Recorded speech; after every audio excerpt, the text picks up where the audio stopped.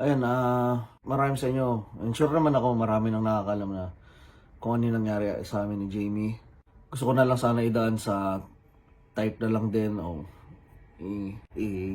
i-type ko na lang yung mga gusto kong sabihin kaso medyo baka mas hindi maintindihan or baka tama rin yung tao na basahin kaya hindi rin nila maiintindihan kasi gano'n naman yung ibang tao eh. Gusto lang makichismis nila iintindihin yung isang bagay. Yun nga, nag-separate na kami ng path ni Jamie.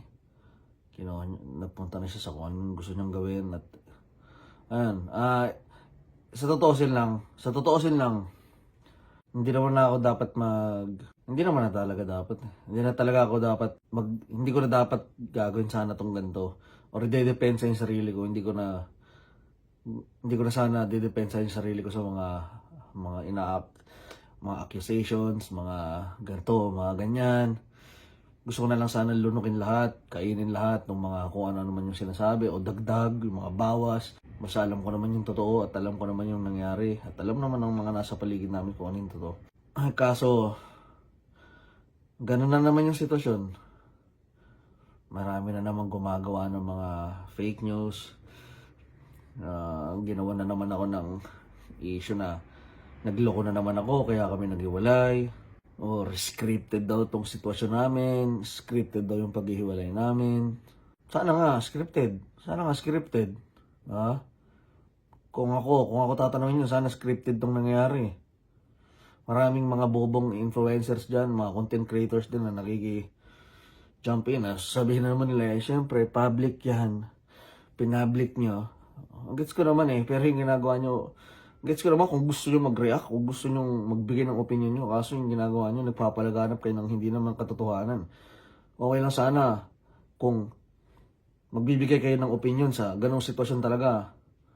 Dahil sa gusto nyo maging unique kayo at maging prangka kayo, gagawa kayo ng sarili nyong kwento. Diba?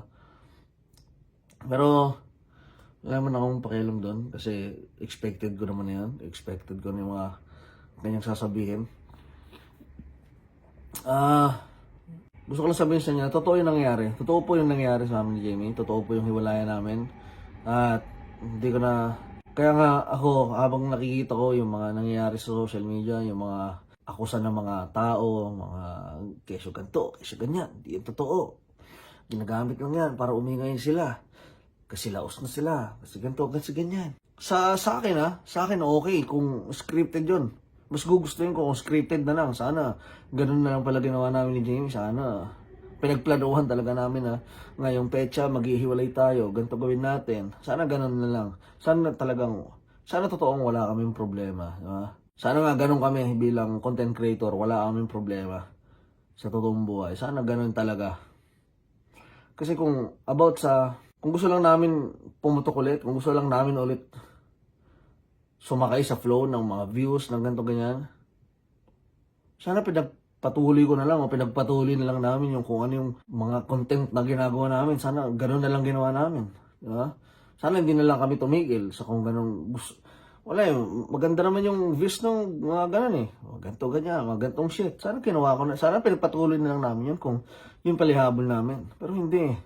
Hindi. Kayo na lang din isa mga nagsabi na hindi na healthy yung ganito, hindi na healthy ng ganyan. So, nagtry kami, tumahimik kami, naghayatos kami, nagpahinga kami, pinahinga namin mga utak namin. Nag-focus kami sa buhay, sa totoong buhay. Kasi kung gusto lang namin maging trending, puta, kahit ano lang gagawin ko kahit ano na lang, i-content ko, lahat na lang, bibidyohan ko kahit hindi na maganda. Kung gusto ko lang maging content creator talaga na sikat. Kaya gets ko naman. Kaya habang nakikita ko yung mga accusations niya na scripted lang yan, pero magbabago lahat yan kapag nalaman niyo yung nakita niyo na mismo sa mga mata niyo kung ano talaga yung mga nangyari. Sabi ko sa kanya, maging ano ka sa sarili mo. Mabuti naman ngayon at ganyan ka, hindi yung mag-iwalay kayo iiyak-iyak ka, mukmok. Diba? Yun lang. Pagka na siguro hindi ako talaga papayag ng pero kung ganyan naman yung nakikita ko na ikaw rin, gusto mo rin, nag-usap kayo ng wala na akong sasabi. Isipin mo, hindi kung talagang kayo. pa rin, wag yung ano, yung tuluyan na silang yung tuluyan, oo. Halos ikaw nga matagal nilang nakakasama sa ano kaysa sa akin. Kaya parang ako rin yung nasaktan din ako na malaman ko na maghihiwalay sila. Ako rin. Pag nagpapanik ka, sabi mo kay Tintin, kapag kunyari nagpapanik ka, try mo mag-relax. Try mong huminga, try mong magtubig. Huwag mong titiisin. Magtubig ka, baba ka, just relax ka lang. Tapos pag hindi mo talaga kaya, or pag tinamaan ka talaga ng panic attack, sabihin mo na kay Tintin, papuntahin mo si mama, ganito ganyan. O, try mong kayanin, ganito ganyan. Pag na-high blood ka, huwag mo nang ituloy-tuloy. Hinga ka na lang malalim. Pag minsan nagalit ka sa kanila dito, huwag ka na magpadala masyado sa inis mo, sa galit mo. Pag hindi ka na galit sa akin, pag feeling mo, nag-heal ka. Hindi yung feeling mo, pag nag-heal ka na, ready ka na ulit na makita ko, ganito ganyan. Pag mahal mo na ulit ako, pag 100% na ulit yung pagmamahal mo, dito lang ako, be. Kasi sabihin mo naman, ganyan, tumagal na, putang ina, tapos naghihintay ako sa'yo. Tapos may jowa ka na pala. Putang ina, iyan mo naman ako, sabihan mo naman ako. Basta, pag okay ka na, pag alam ko naman na hindi na ganun yung pagmamahal mo. Alam ko naman na dahil sa past ko, kaya nabuwasan yung love mo.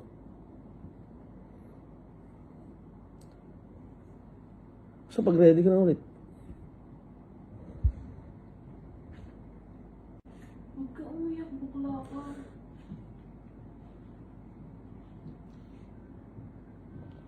Alam mo yan, di ako sanay mag-isa.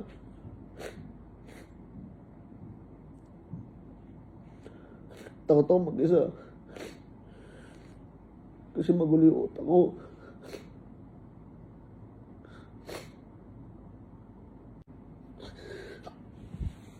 Huwag ka umiyak.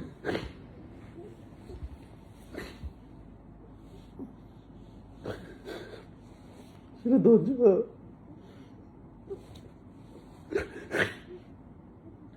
Makikita mo naman yan.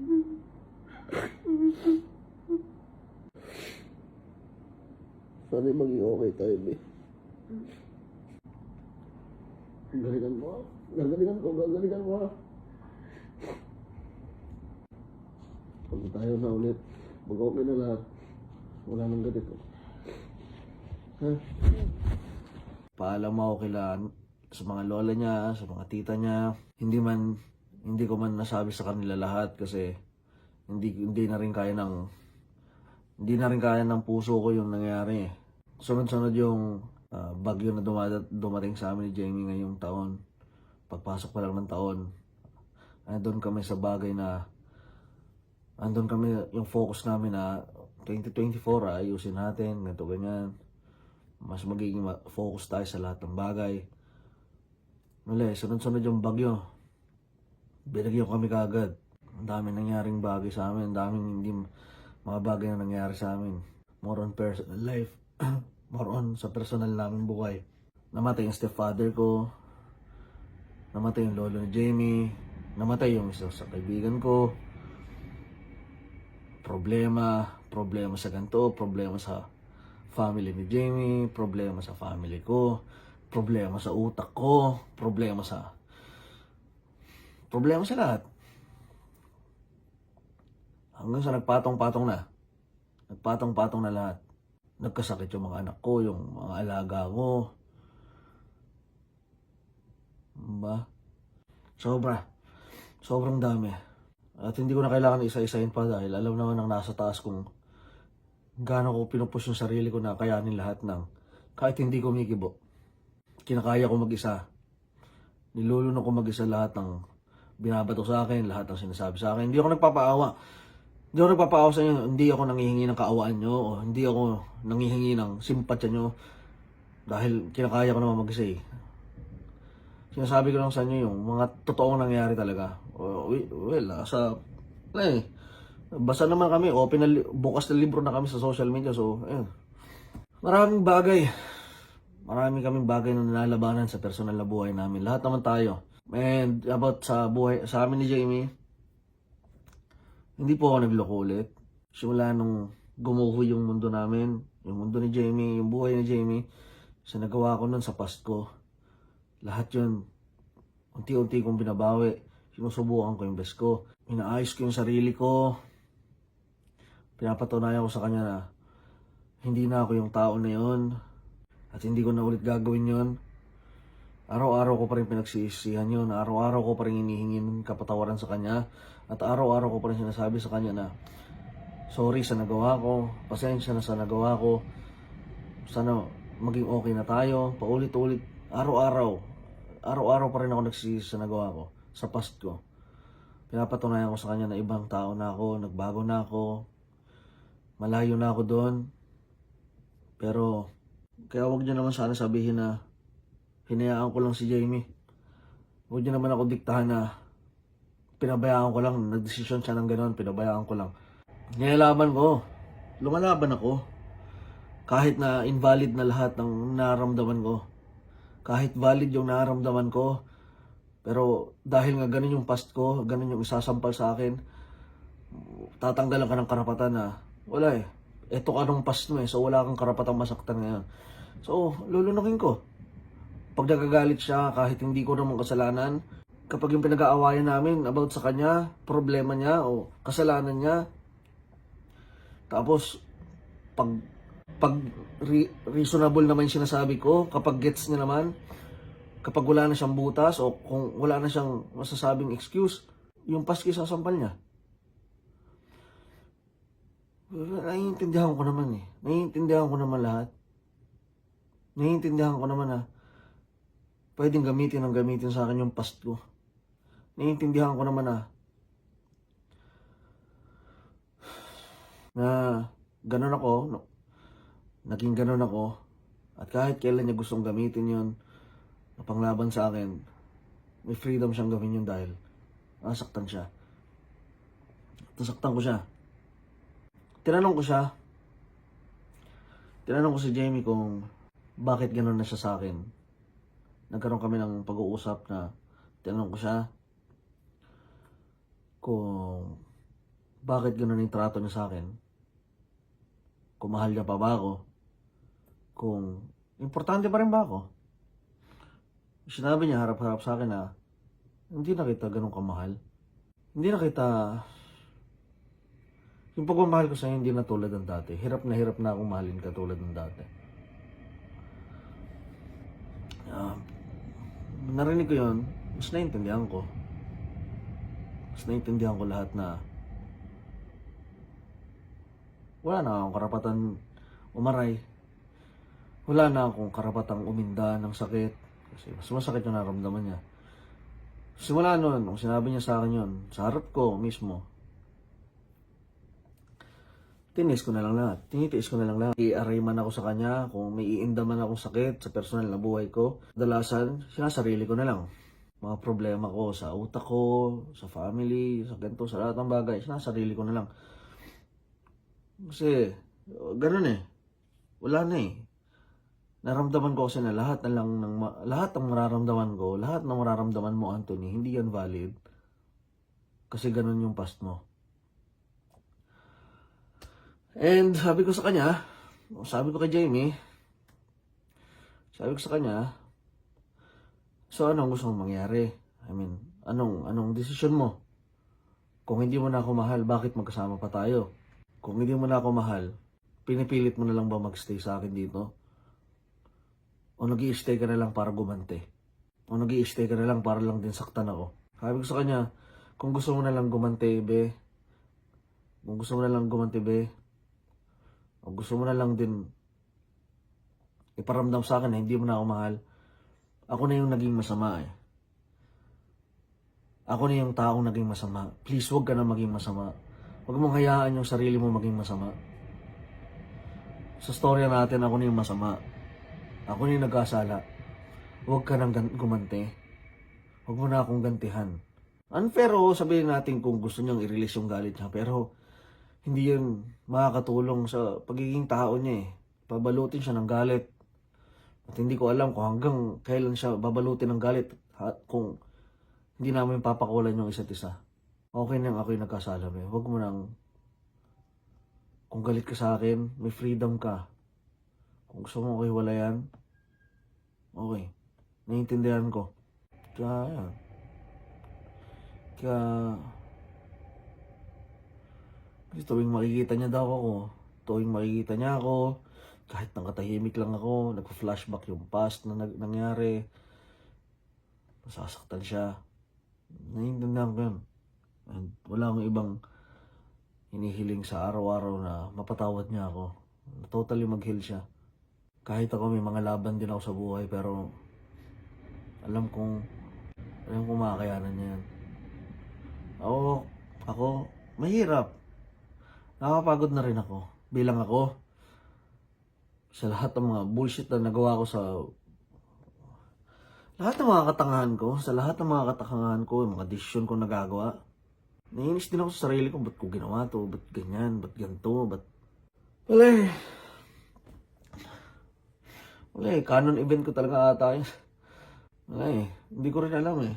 Hindi, kung may abilidad lang akong balikan yung past, gagawin ko eh. Naiinis din ako sa sarili ko. Kaya ano sinabi ni Jamie sa akin na hindi niya na ako mahal, ayun, napag-desisyon na namin.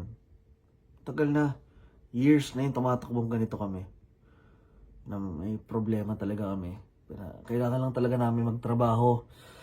Kailangan lang namin talaga magtrabaho. Kasi yun yung trabaho namin eh. Trabaho kasi namin magpanggap. Trabaho namin mangaliw ng mga tao, magpatawa ng mga tao. Yun yung pinakatrabaho namin. Magpanggap. Tagal na kami ganito. Ngayon lang talaga napag-desisyon na totally maghiwalay. Kasi baka pwede pa. Baka kaya pa. Ako, sa ngayon talaga, hindi pa rin nagsisinkin sa akin. Lalo na nasanay ako. So sa mga nag-iisip pa rin na isang malaking content na setup lang to na naiintindihan ko kayo. Naiintindihan ko kayo kung ayun pa rin yung iisipin nyo. Ako, message ko sa'yo be. Ayun, panood mo to. Kung panood mo man. Pero sure naman ako makapanood mo to kasi sana kahit pa paano namimiss mo ko. Kahit onti. Bakit parang hindi ka mukhang apektado, Anthony? Gusto nyo, umiyak ako. Pag umiyak ka sa harap ng camera, nagpapaawa ka. Kapag hindi ka umiyak, parang wala lang sa kaya neutral na lang ako. Pinipigilan ko na lang yung luha ko.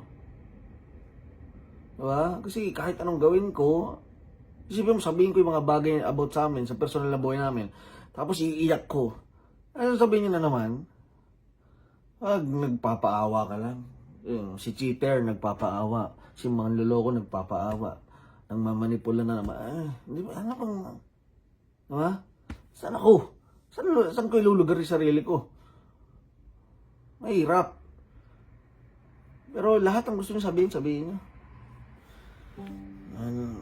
Wala naman akong pakialam. Isang pakialam ko na lang kung paano maayos itong mga bagay na ito. Jamie, unang-una, gusto ko humingi ng sorry sa mga magulang ni Jamie, sa mama ni Jamie, kay daddy, kay mama, kay daddy, kila kuya, sa mga kapatid niya, kila nanay, kila tita, kila tiyo. Sorry po. Sorry sa... Ay, ako. Sorry sa... Nakikita nyo ngayon sa social media. Sorry kung ganito yung nangyari sa amin ng anak nyo, ng apo nyo. Sorry po. Sorry po kung nauwi po kami sa ganito ni Jamie na pinangako namin na hindi kami magiging ganito.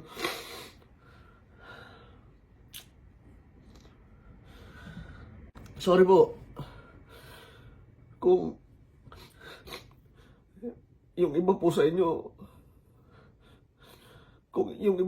hindi ko nakausap bago ako umalis.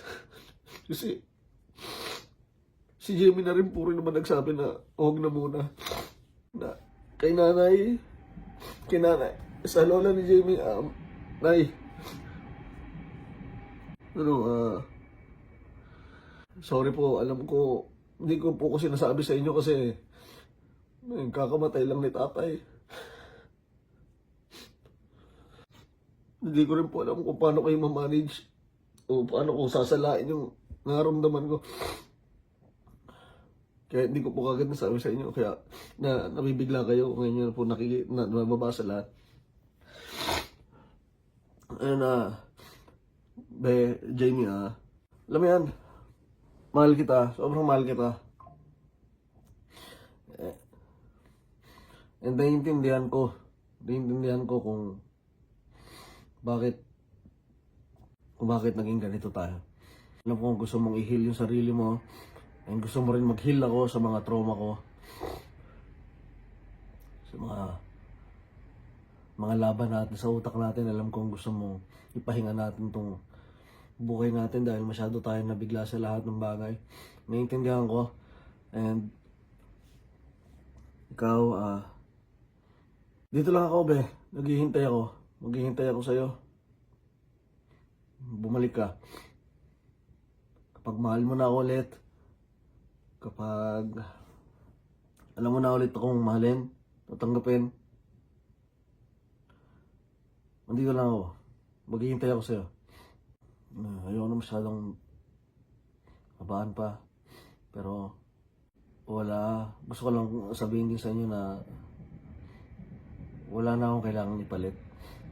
Wala na akong kailangan papasukin ulit sa buhay ko. Ikaw na yung buhay ko eh. Ikaw na nagturo sa akin sa lahat ng bagay. Ikaw na nag-correct sa mga mali ko. Ikaw na. Hihintay na lang kitang bumalik. At syempre, kapag okay ka na, kapag ready ka na, dito lang ako. Alam ko, ayaw mo munang kausapin kita. Pero please, gusto ko lang malaman mo na dito lang ako. Mahal na mahal kita, be. At wala nang ibang mamahalin na babae na kundi ikaw. Nasa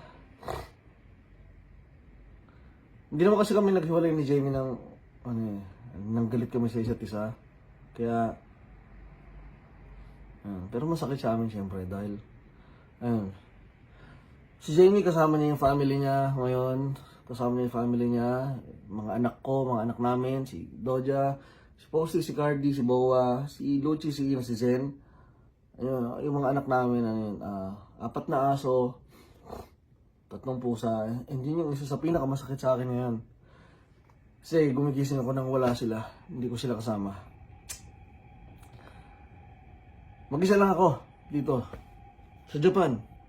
May bahay ako sa Pilipinas, pero ako yung lumayo. Ako yung nag-adjust. Ako na yung nandito yung magulang ko, pero mag-isa ako. Kinakaya ko mag-isa.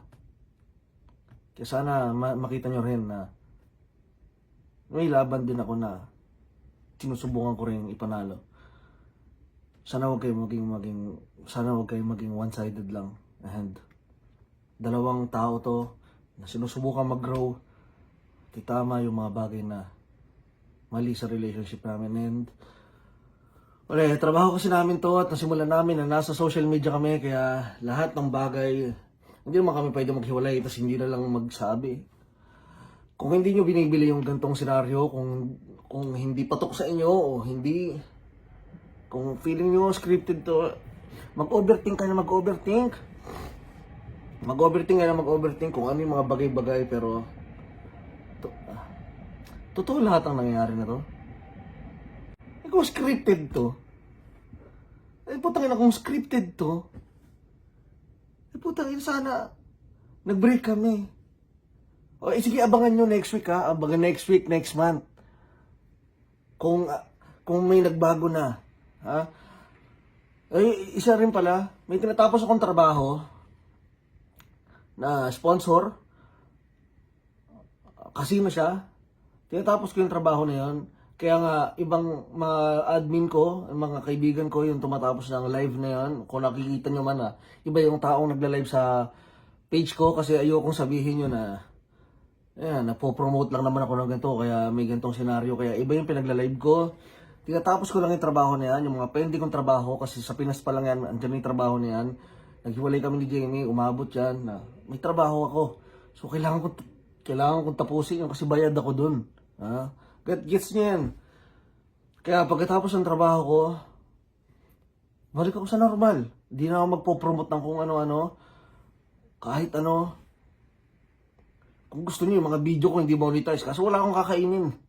Diba? Kung para lang mapatunayan ko sa inyo na hindi ko ginagawa to para lang sa kasikatan o para sa pera o kahit ano, wala nang mas importante na maging okay kami ng asawa ko. Wala na akong pakialam dyan.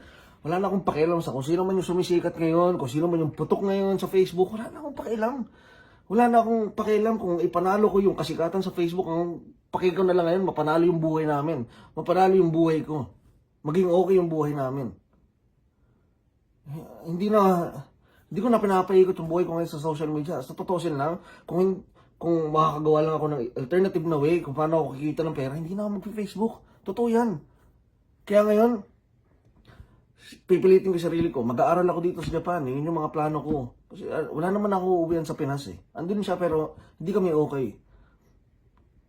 Mag-aaral ako dito. Hindi ko alam kung anong kasunod ng buhay ko. Hindi ko na rin alam.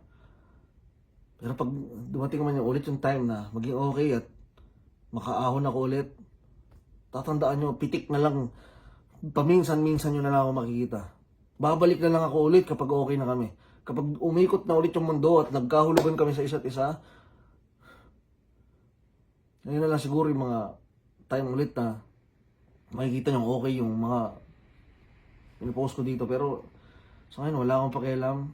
And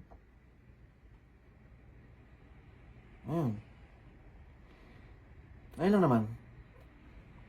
Kaya sa inyo yan, kung anong gusto nyo isipin, masyado na mahaba, hindi ko alam kung ilang minuto to. And, ayun. Pasensya na kayo sa mga nabigo namin. Tang ina, Alda ba? Ganito lang ako, pero basta di ko na, kailangan paulit-ulitin pa na sabihin na totoo to, ganyan, no? Ay, ano na rin, drain na rin yung energy ko para, hindi ko na rin alam eh. Totoo kasi, nababaliw na ako, pero, gusto ko lang talagang laro ng lahat. And ayun. Sa mga gusto pang gumawa ng fake news dyan, gumawa kayo. Okay ng ina nyo, wala akong pakialam. Gumawa kayo. Isipin nyo na lang, putang ina, na kung ganyan yung gawin sa inyo. Gumawa kayo ng senaryo sa mga utak nyo, i-post nyo, wala akong pakialam. Gumawa kayo ng isang katerbang dami account para pabagsakin ako. Wala akong pakialam. Asarin nyo man ako ng asarin, o pikunin nyo man ako ng pikunin, wala akong pakialam. Okay? Wala akong paki.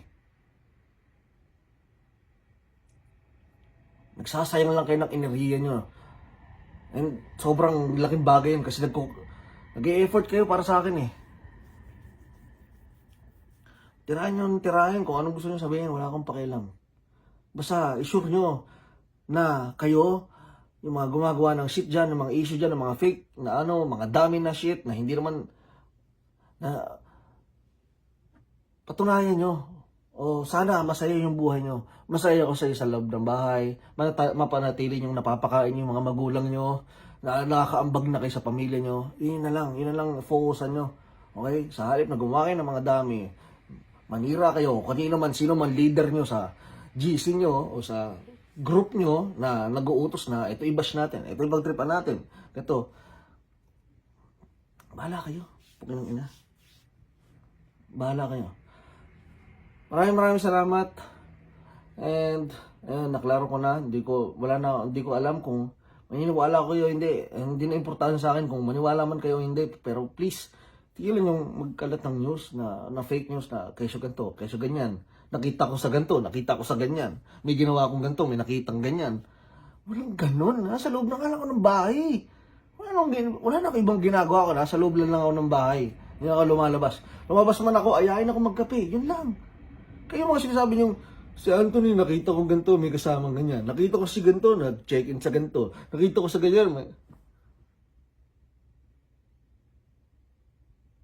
Ha?